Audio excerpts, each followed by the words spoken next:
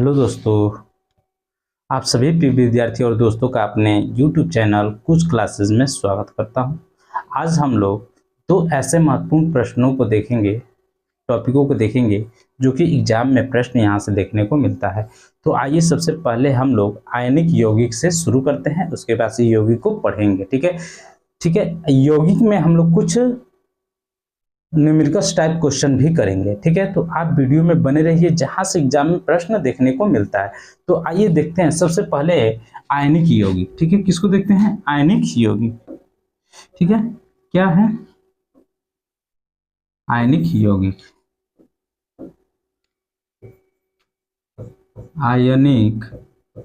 आयनिक यौगिक, ये समझिएगा इसको बढ़िया से। आयनिक यौगिक, आयनिक यौगिक क्या होता है? तो आयनिक यौगिक में हम लोग समझते हैं कि इसकी परिभाषा। ठीक है, तो आयनिक यौगिक आप किसे कहेंगे? तो धनायन और ऋणायन के द्वारा इनका क्या होता है? निर्माण होता है। ठीक है, धनायन और ऋणायन के द्वारा क्या होता है? आयनिक यौगिक बनते हैं। ठीक है, तो लिख लेते हैं कि ऋणायन, ठीक है, धनायन तथा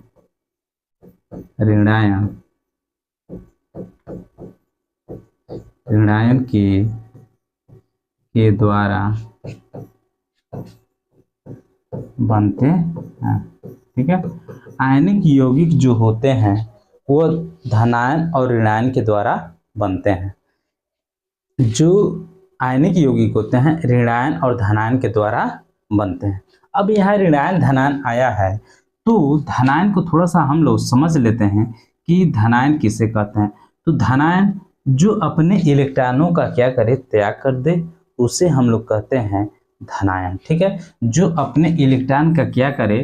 त्याग कर दे। ठीक है, वो कहलाता है धनायन। और जो अपने इलेक्ट्रॉनों का, ठीक है, अपने इलेक्ट्रॉनों को ग्रहण कर ले, मतलब दूसरे के इलेक्ट्रॉनों को ग्रहण कर ले, मतलब इलेक्ट्रॉन का ग्रहण कर ले, उसे आप क्या कहेंगे? ऋणायन। ठीक है, तो इलेक्ट्रॉन का ये क्या करेगा? ग्रहण करेगा। ठीक है, ग्रहण, ठीक है, ग्रहण कर लेगा तो आप उसे ऋणायन कहेंगे। आई होप आपको ये समझ में आ गया।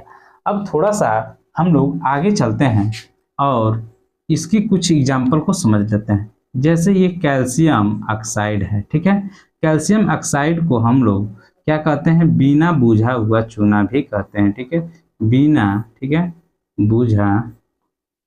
बुझा चूना भी कहते हैं, बिना बुझा चूना भी कहते हैं। ठीक है, ये जो बिना बुझा हुआ चूना जो है ये कैल्शियम ऑक्साइड, ठीक है, इसमें जो ये कैल्शियम होता है ये धनायन होता है, ये जो ऑक्साइड होता है ये ऋणायन होता है। आई होप क्लियर हो गया। एक और एग्जांपल लेके समझ लेते हैं। जैसे सोडियम क्लोराइड है। ठीक है, सोडियम क्लोराइड में जो Na है, ठीक है, ये धनायन है, क्योंकि ये अपना इलेक्ट्रॉन एक त्याग कर देता है, इसलिए इसके ऊपर धन चार्ज लग जाता है। जो क्लोरीन है इस पे निगेटिव चार्ज हो जाता है। ये देखिए, ये प्लस है 1, ये -1। ठीक है, तो ये हमारा क्या होता है कि ये ऋणायन होता है, ये धनायन होता है। यह अपना एक इलेक्ट्रॉन त्याग करता है और यह एक इलेक्ट्रॉन क्या करता है? एक इलेक्ट्रॉन ग्रहण करता है। ठीक है, अपनी स्टेबिलिटी को बनाए रखने के लिए ये ऋणायन धनायन अपना खेल खेलते हैं। ठीक है, अपनी स्थायित्व को प्राप्त करने के लिए ये अपना गेम करते हैं। ठीक है, आगे चलते हैं और इसी कड़ी में समझते हैं कुछ और पॉइंट को जो कि बहुत महत्वपूर्ण है। ठीक है, जो आयनिक यौगिक होते हैं ये सामान्यतः जल में घुलनशील होते हैं। ये बात ध्यान दीजिएगा कि जो आयनिक यौगिक होते हैं सामान्यतः, ठीक है, ठीक है, सामान्यतः जल में घुलनशील होते हैं,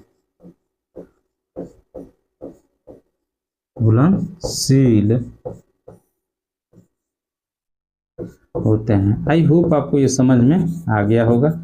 अगला जो पॉइंट है, जो आयनिक यौगिक होते हैं, आयनिक यौगिक ठोस होते हैं। क्या होते हैं? ठोस होते हैं, ठीक है। अगला जो इम्पोर्टेंट फैक्ट है इसको समझिए कि आयनिक यौगिकों का गलनांक जो होता है गलनांक उच्च होता है, गलनांक उच्च होता है, उच्च होता है। ठीक है, आयनिक यौगिकों में, ठीक है, आयनिक यौगिकों का गलनांक क्या होता है, उच्च होता है। आयनिक यौगिक ठोस होते हैं। आयनिक यौगिक सामान्यतः जल में घुलनशील होते हैं और आयनिक यौगिक की परिभाषा धनायन और ऋणायन द्वारा क्या होते हैं, आयनिक यौगिक बनते हैं। आई होप आपको ये समझ में आ गया होगा। अब हम लोग चलते हैं कंपाउंड की तरफ, मतलब यौगिक की तरफ। अगले पॉइंट को समझते हैं, यौगिक। ठीक है, यौगिक इसको कंपाउंड कहते हैं इंग्लिश में, कंपाउंड। ठीक है, कंपाउंड को समझते हैं। कंपाउंड में हम लोग समझते हैं क्या, सबसे पहला कि जो जब एक से अधिक तत्वों के द्वारा, ठीक है, जब दो से अधिक या दो से अधिक तत्वों के द्वारा क्या होता है, इनका निर्माण होता है। आप यौगिक किसे कहेंगे कि जब दो से अधिक तत्वों को एक निश्चित अनुपात में मिलाने से यौगिक बनता है। ठीक है, तो तत्वों के निश्चित अनुपात से, ठीक है, तत्वों के, ठीक है, ध्यान दीजिएगा, तत्वों के निश्चित अनुपात में, ठीक है, निश्चित अनुपात में, अनुपात में मिलाने से ये बनता है। मतलब मिलाने का मतलब, ये कहने का मतलब कि रासायनिक संयोजन करने से ये बनता है। जब दो या दो से अधिक तत्वों के रासायनिक संयोजन कराने से, ठीक है, ये यौगिक क्या होगा, निर्माण होगा। ठीक है, आई होप आपको ये समझ में आ गया होगा। ठीक है, निश्चित अनुपात में कराते हैं लेकिन, ठीक है, अब ये नहीं कि निश्चित अनुपात में इसका होता है। ठीक है, तो आगे हम लोग बढ़ते हैं और यौगिक के कुछ उदाहरण को समझते हैं। जैसे यहाँ पे देखिए, सोडियम क्लोराइड, ठीक है, कार्बन डाइऑक्साइड, ठीक है, सल्फर डाइऑक्साइड, ठीक है, उसके बाद से जल, ठीक है, उसके बाद से अमोनिया, ठीक है, अमोनियम क्लोराइड, ठीक है, ये सभी के सभी क्या है, यौगिक के उदाहरण हैं। आई होप आपको ये समझ में आ गया है। ठीक है, अब थोड़ा सा आगे बढ़ते हैं और देखते हैं कि मानव में यौगिकों का क्या क्रम है। ठीक है, ठीक है, मानव शरीर में यौगिक का क्या क्रम है। ठीक है, मानव शरीर में, ठीक है, मानव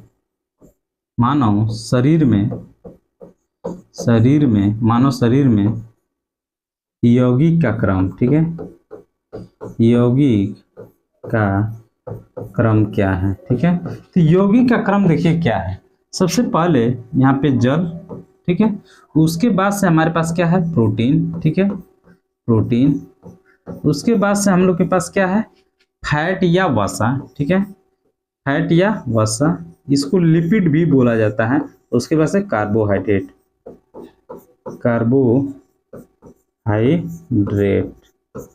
आई होप आपको ये समझ में आ गया। मानव शरीर में यौगिकों का क्या क्रम है, सबसे पहले जल, उसके बाद से प्रोटीन, वसा, कार्बोहाइड्रेट। आई होप आपको ये समझ में आ गया होगा। ठीक है, अब हम लोग थोड़ा सा एक और पॉइंट पे ध्यान देंगे जो कि क्या है, इसके परिभाषा से रिलेटेड है और कैसे एक से अधिक प्रकार के तत्वों द्वारा निर्मित होता है। ये क्या होता है, एक से, ठीक है, एक से अधिक प्रकार के तत्वों द्वारा क्या होता है, निर्मित होता है। ठीक है, एक से अधिक प्रकार के तत्वों द्वारा क्या होता है, यौगिक का निर्माण होता है। ठीक है, यहाँ पे समझिएगा अगला जो फैक्ट है, यौगिक जो होता है, यौगिक का सूक्ष्मतम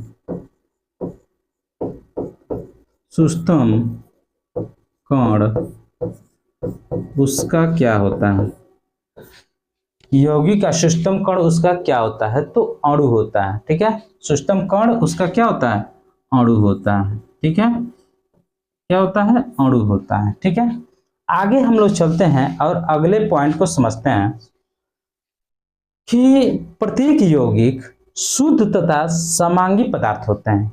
प्रत्येक यौगिक शुद्ध तथा समांगी पदार्थ होते हैं। इस पॉइंट को भी लिखिएगा कि प्रत्येक यौगिक शुद्ध तथा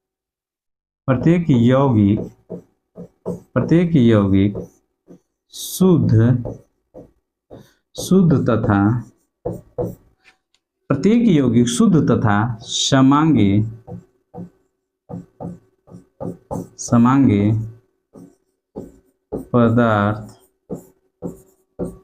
पदार्थ होते हैं। आई होप आपको ये समझ में आ गया होगा कि प्रत्येक यौगिक शुद्ध तथा समांगी पदार्थ होते हैं। आई होप आपको ये समझ में आ गया।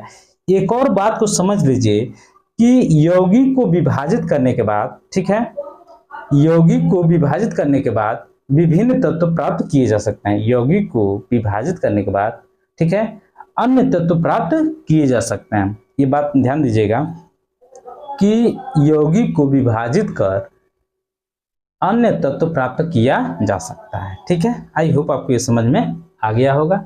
अब देखिए, अब जो ये बात है यहाँ पे समझना क्या है कि एग्जाम में जो प्रश्न पूछने का संभावना है आता है, वो प्रश्न अब समझने का समय आ गया है। समझते हैं, ठीक है।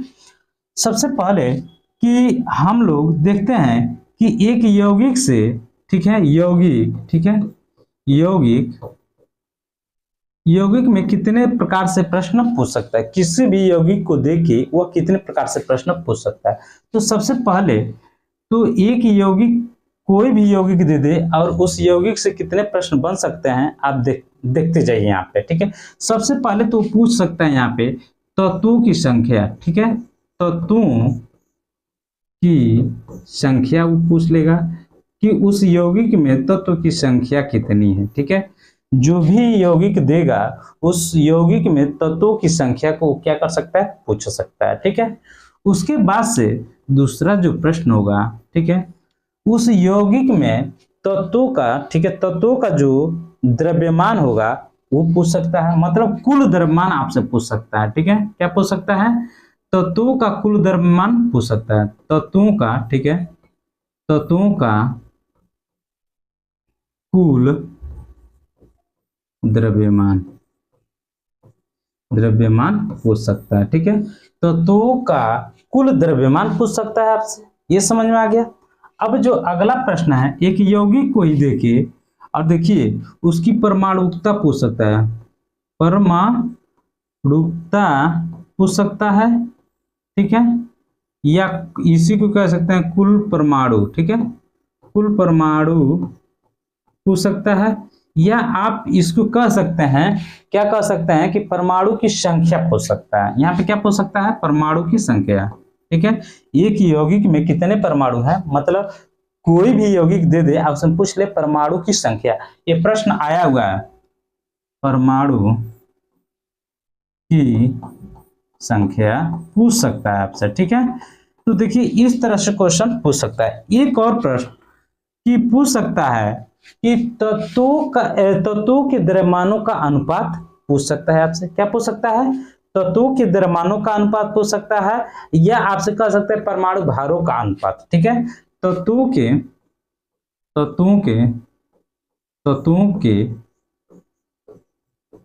द्रव्यमानों का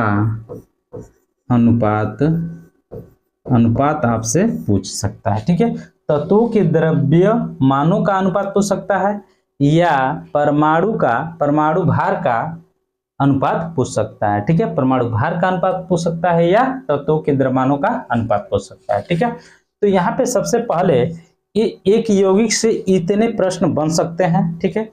तो आपको सबसे पहले तो उस यौगिक का, जो भी यौगिक दे, ठीक है, उस यौगिक का आपको सूत्र पता होना चाहिए। क्या पता होना चाहिए, सूत्र पता होना चाहिए यौगिक का।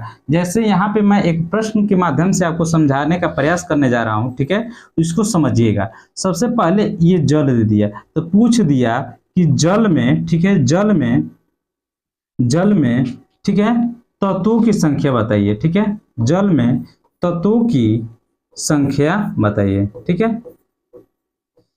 संख्या बताइए। यहीं पे एक और प्रश्न जोड़ दे कि तत्व जल में तत्वों का कुल अनुपात बताइए। तत्वों का कुल अनुपात बताइए। कुल द्रव्यमान बताइए। क्या बताइए? कुल अनुपात तो बताना ही है, ठीक है, अभी आगे, ठीक है। तत्वों का कुल द्रव्यमान, ठीक है, द्रव्यमान, ठीक है।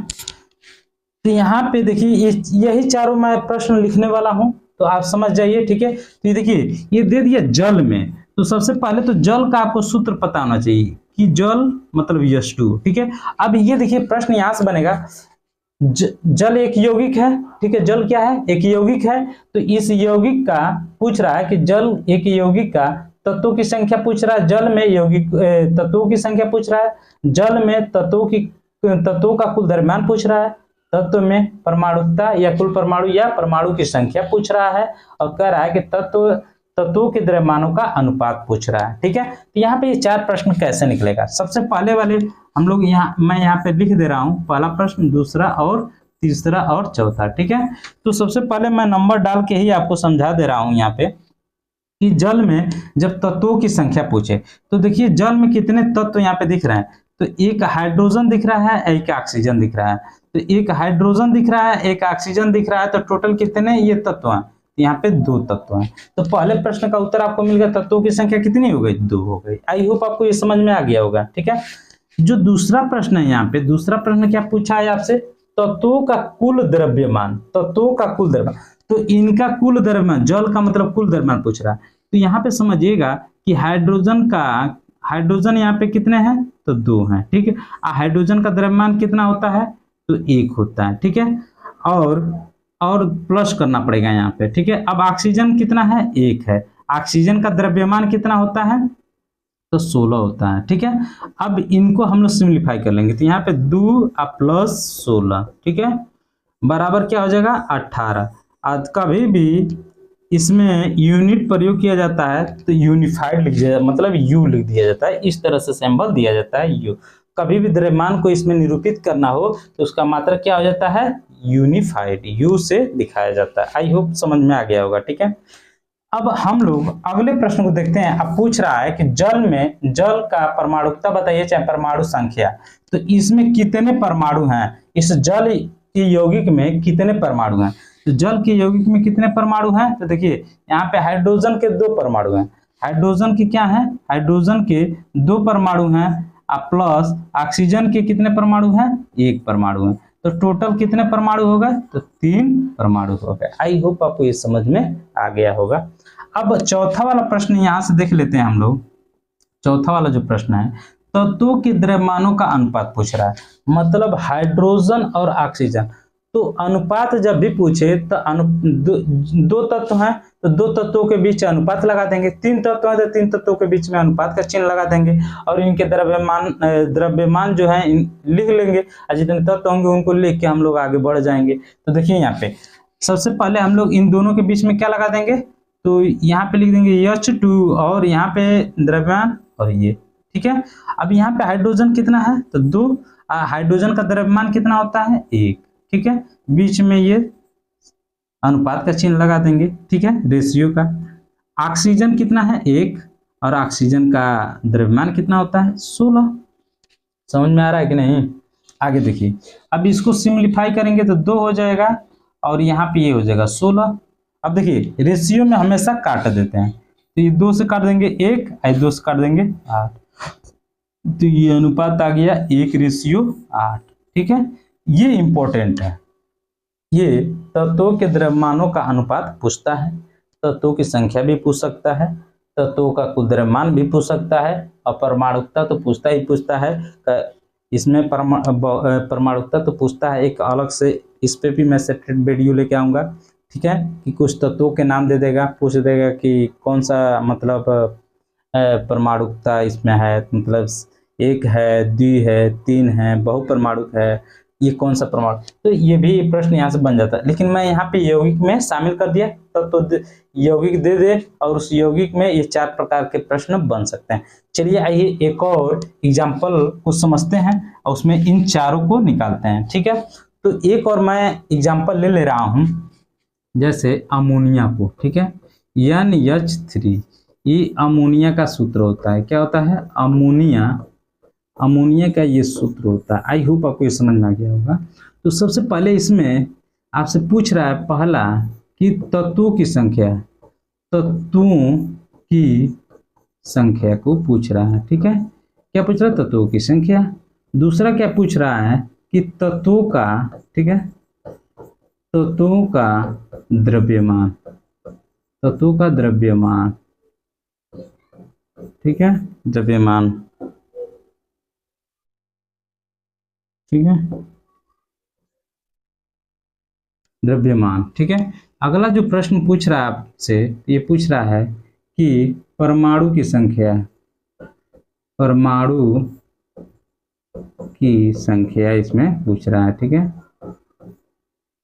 अगला जो प्रश्न पूछ रहा है, ये पूछ रहा है तत्वों के द्रव्यमानों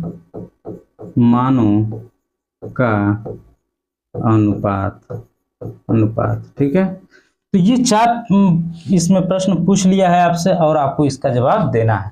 तो मैं अभी बताया हूँ पिछले प्रश्न में कि तत्वों की संख्या, तो देखिए यहाँ पे 2 तत्व दिए हुए हैं, एक नाइट्रोजन है और एक कौन है? हाइड्रोजन है। तो यहाँ पे कुल कितने तत्व हो गए? तत्वों की संख्या 2 हो गई। आई होप आपको ये समझ में आ गया। यहाँ पे अगला पूछा है तत्वों का द्रव्यमान, तत्वों का द्रव्यमान। तो देखिए तत्वों का द्रव्यमान, तो पहले हम लोग नाइट्रोजन के द्रव्यमान, तो नाइट्रोजन कितना है? 1, और नाइट्रोजन का द्रव्यमान कितना होता है? तो 14 होता है, ठीक है। ये भी आपको देखिए, ये भी आपको याद होना चाहिए, यौगिक का सूत्र तो याद ही होना चाहिए, उसका परमाणु जो भार होता है वो भी आपको याद, द्रव्यमान संख्या भी याद होना चाहिए, ठीक है। तो कम से कम 1 से 30 तक आप लोग परमाणु क्रमांक और परमाणु भार याद कर लीजिए, जैसे कि आपका क्वेश्चन छूटे ना, ठीक है। तो ये बहुत जरूरी है, इसको रिवाइज कर लीजिएगा, ठीक है। अब देखिए यहाँ द्रव्यमान पूछा है तो प्लस कर देंगे, और हाइड्रोजन कितने हैं? यहाँ पे 3 है, और हाइड्रोजन का द्रव्यमान जो होता है 1 होता है। इसको सिंप्लीफाई कर देंगे तो ये 14 हो जाएगा, बीच में प्लस ये 3 हो जाएगा। जब इसको जोड़ेंगे तो ये कितना हो जाएगा? 17 यूनिफाइड हो जाएगा, ठीक है। तो तत्वों के द्रव्यमान मतलब अमोनिया यौगिक में तत्वों का द्रव्यमान कितना हो जाएगा? 17 यूनिफाइड हो जाएगा। आई होप आपको ये समझ में आ गया होगा। अब यहाँ पे परमाणु की संख्या पूछ रहा है, किसकी संख्या पूछ रहा है? यहाँ तत्वों की संख्या पूछ दिया, यहाँ पे क्या पूछ दिया? परमाणु की संख्या। तो यहाँ पे कितने परमाणु हैं टोटल? तो देखिए यहाँ पे नाइट्रोजन 1 है और हाइड्रोजन के कितने परमाणु हैं? तो हाइड्रोजन के 3 परमाणु हैं। तो टोटल यहाँ पे कितने परमाणु हो गए? 4 परमाणु हो गए। आई होप आपको ये समझ में आ गया होगा, ठीक है। कितने परमाणु हो गए? तो 4 परमाणु हो गए। समझ में आ गया ना। अब यहाँ पे हम लोग आगे चलते हैं और तत्वों के द्रव्यमानों का अनुपात समझते हैं, ठीक है। तो यहीं पे समझ लेते हैं, ठीक है। तो सबसे पहले एक नाइट्रोजन है हम लोग के पास, और नाइट्रोजन का द्रव्यमान कितना है? 14 है, ठीक है। यहाँ पे रेशियो लगा हुआ है। अब यहाँ पे हाइड्रोजन जो दिया है कितना है? 3 है, हाइड्रोजन का द्रव्यमान 1 है, ठीक है। अब इसको कर देते हैं 14 और इसको कर देते हैं 3। अब देखिए ये रेशियो में कटता है, लेकिन ये कटने वाली संख्या नहीं है, तो इसका अनुपात क्या हो जाएगा? 14:3। आई होप आपको ये समझ में आ गया होगा। अब मिलते हैं हम लोग अगली क्लास में, तब तक के लिए थैंक यू।